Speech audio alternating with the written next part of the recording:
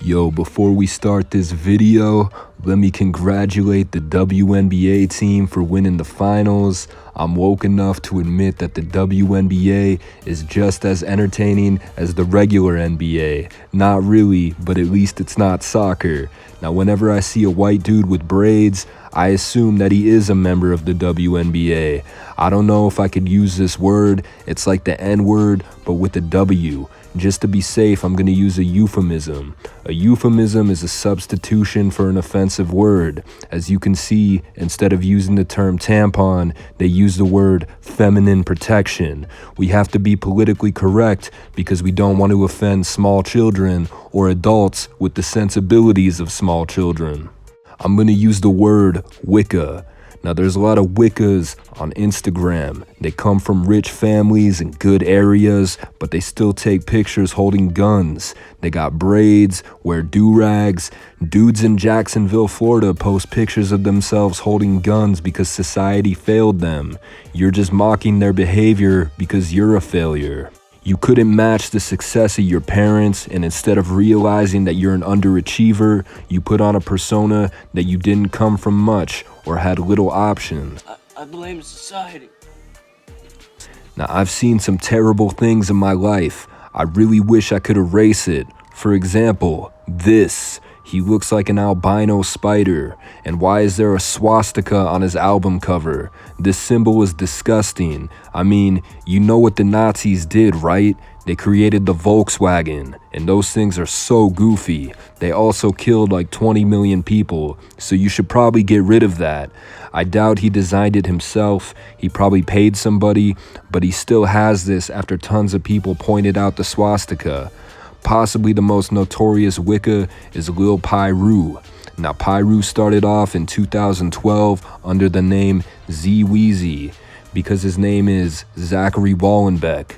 The first song he made was Aight actually. It was more authentic, very influenced by Wiz Khalifa, Mike Stud, positive type music. He wasn't trying to be gangster, just full on Kevin Federline, wearing Pink Dolphin, and man, people used to love this brand 10 years ago.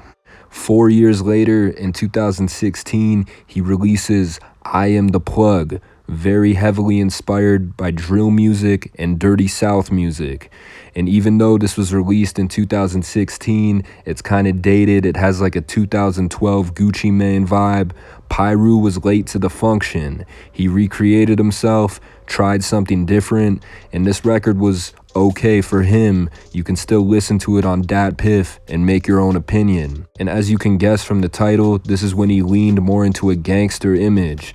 And for those who don't know, Piru came from a rich family in Syracuse.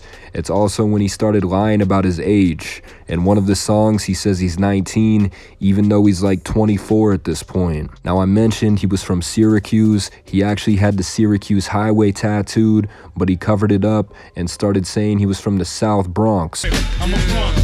I guess he did this to help his street credibility, and to be perfectly fair, you can be a rapper from Syracuse, just like how Drake is a rapper from Toronto, or Sad Boy Loco is from Santa Barbara.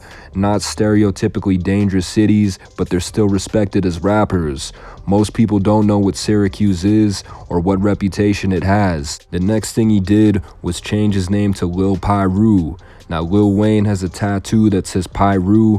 I'm guessing that was his inspiration. Piru was a residential street in Compton that became a gang. He got face tattoos that looked terrible. Before, he kind of looked like Adam Sandler. Now he just looks confused. He started using the N-word a lot. Ass nigga, man. You feel me? You do play by that. And Enzo, I don't think you really can say nigga like that, bro. Are you really in the hood like that? Shut the fuck up. And I guess to calm people down, he started claiming he was Colombian and that his name was Michael Cortez. I'm guessing he chose Colombia because it's known for cocaine, Pablo Escobar, that type of thing. He should have said he was Guatemalan. I don't think anyone would lie about that. Now, this dude is not Hispanic at all. Can't speak Spanish, but he would talk with a Spanish accent on Instagram Live. It kind of sounds like he's doing a Pedro impersonation. He started making 6ix9ine type music in 2020. Few years late to that train, as usual. The 2 songs he released were Glock and Deep Throat. Completely terrible music. Speaking of which, this World Star post saying he got arrested for kilos would boost him up on Instagram. Piru had 7 posts on World Star total. Each post he paid $5,000. That's how much a sponsored post cost. That's $35,000 total that he spent. And it got him a decent following, and that's when he inserted himself into the live community. South Bronx. Are you Spanish? Yeah, I'm Colombian. Oh, you're Colombian? Oh, Now, before he got completely exposed for fabricating his image, people were still clowning him. As you can see, people knew immediately that he was white and that he faked his mugshot. Yeah. Why you fake your mugshot? Why I fake my mugshot? Yeah, for the clout. There's like one time you did it. Is that a real question? That's a dead-ass question. I'm talking about the past. I'm talking about like one time you legitimately was trying to pull that you got arrested and talk about comment free, blah, blah, blah, blah, blah. But the picture was mad fake. And everyone's commenting that. You know what I'm talking about. Don't even try to lie with me. There ain't no fake mugshots, my nigga. Alright, that's cool. Hey, how white is you? Huh? What ethnicity are you? I'm Colombian. You're Colombian? Yeah. Alright, that's lit. Is your mom proud of you? Yo, my mom is dead, nigga. What the fuck? And all my fans know that. Is your dad proud of you? I have not seen my dad since I was 5 years old. Is your grandma proud of you? If this rap shit don't work, which is not, what are you gonna do? You gonna sell drugs? What you gonna do, bitch? You gonna work at Amazon? You gonna be a roofer? Like a Mexican bitch? I'm gonna do what I... It's kind of hard watching a 27-year-old man get bullied by a bunch of teenagers. They were asking questions like, is your grandma proud of you? What are you gonna do for the rest of your life? Piru kept using World Star for promo, and he was paying Fly Soldier for promo. So a bunch of Instagram accounts started to pop up, showing old pictures of Piru, and from the jump, people knew that his mugshot and jail picture was fake. Then finally, 1090 Jake made a video exposing him, and Piru was exposed to his face by Tyler Trappy. It's not affecting me. I'm gonna tell you why. You're mad. If some chubby, white, irrelevant, fat loser starts talking bullshit and there's no evidence, no facts, that's all cap. It was evidence, though. No, it was not evidence, nigga. Just because you have subscribers on YouTube does not give you any evidence on shit, my nigga. You stupid. Facts. Any YouTuber can make anything they want about anything. Does that not make it true? People talk shit about Red. Does that make it true? No. And when people out here, like, actually pulling up your full name, showing the pictures of you Nobody knows my full name, you fuck and then nigga. showing that, you know, that you went to a private That's my school full type name, shit. nigga. You got exposed for going to a private school. You know what I'm saying? You got exposed, you know, they found out that you actually never been arrested. You know what I'm saying? And you faked that mugshot. And you faked that picture of you in prison talking on the phone. You know what I'm saying? You went to a movie set for that. Because they showed the whole movie set. They showed the same background. You know what I'm saying? They have that shit.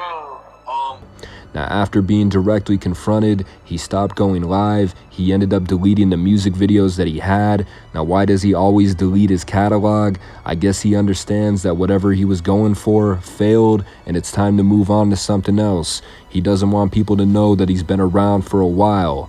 Piru wants an up-and-comer look.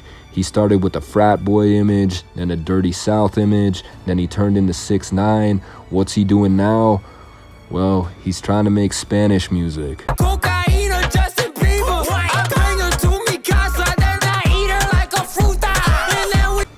Bruh, this song makes Ay Caramba look like a masterpiece. Piru just keeps yelling stereotypical Spanish words like papi and te amo. He's just trying to get in touch with his roots, you know what I'm saying? And speaking of roots, I have no idea why he's wearing a do-rag. The dude shaves his head. He's not gonna get any waves. Now, what he's been doing since getting exposed is making lifestyle posts like him buying expensive clothes, showing off his watches. He did get punched in the mouth one time, probably because he repeatedly says the N-word. It says Def Jam Records on his Instagram, but he is not a part of their roster on the Def Jam website. At this point, he knows people know his name is Zachary Wallenbeck, so he created a LinkedIn page where he put Def Jam Records as work experience. And let me repeat, he has no affiliation with Def Jam Records. So recently, he made a vlog where he buys a Rolls Royce. The guy selling it to him is being as nice as possible. And what do you guys expect? He's trying to sell a car. The Wallenbeck fortune has some deep money. Now this comment right here is gold. I'm Zachary's uncle and we are praying for him. He was a good Jewish boy, but now he's a disgrace to the family, and he spent most of his inheritance on promoting this Lil Piru character. Every single holiday and bar mitzvah is a no-fly zone for Zach, and when your money runs out, don't ask me to get the Pyrex and whip it out like in your rap song. My question is, what would you do if you inherited $2 million? I'm not sure that's exactly how much he inherited, but that's in the ballpark. Would you start a business? Would you buy a house? Try to invest in something? I honestly think most people would just party. You got this guy who's been spending the past few years trying to create a gangster persona, spending tens of thousands of dollars on features and promotion. Is he gonna go broke one day and regret this? I feel like most people end up where they belong. Piru is probably gonna blast through his inheritance money, and by the time he's 40, he's gonna be cooking chicken. His Spanish-speaking music is gonna flock just like his previous music, and then he's gonna try something new. Piru has tried everything, but he's never tried being himself. Anyway, I'm out.